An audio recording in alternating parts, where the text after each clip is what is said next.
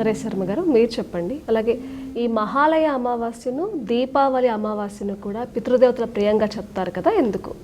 సాధారణంగానే అమావాస్యకి అధిష్టాన దేవతలు పితృదేవతలు కాబట్టి అమావాస్య నాడు పితృదేవతలను ఆరాధన చేయటం అనేది చాలా ఉత్తమం.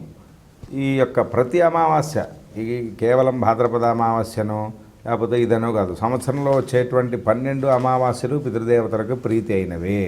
అసలు ఈ మహాలయం అంటున్నాం కదా మనం ఈ ప్రోగ్రాంలో. ఇప్పుడు దాకా ఎన్నోసార్లు ఈ మహాలయం అండి అన్నారు కదా. ఏమిటి మహాలయం అంటే పితృణాం మహస్య ఉత్సవస్య ఆలయ మహాలయ.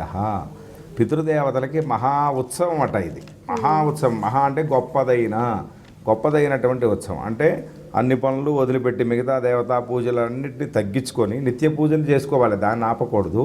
విశేషమైన ఆరాధనలు చేయకుండా పితృదేవతల్ని ఆరాధన చేస్తాం కాబట్టి ఈ మహాలయ అమావాస్యకి అంతటి విశేషం.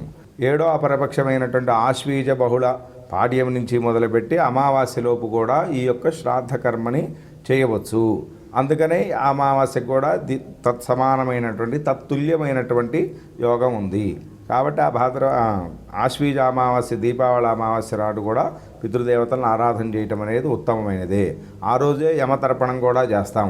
యమధర్మరాజుకి మహాప్రీతి అయినటువంటిది. అభ్యంగన స్నానం అవన్నీ చేసుకొని ఆ ముందు రోజు యమతర్పణం అవన్నీ కూడా చేసుకుంటాం.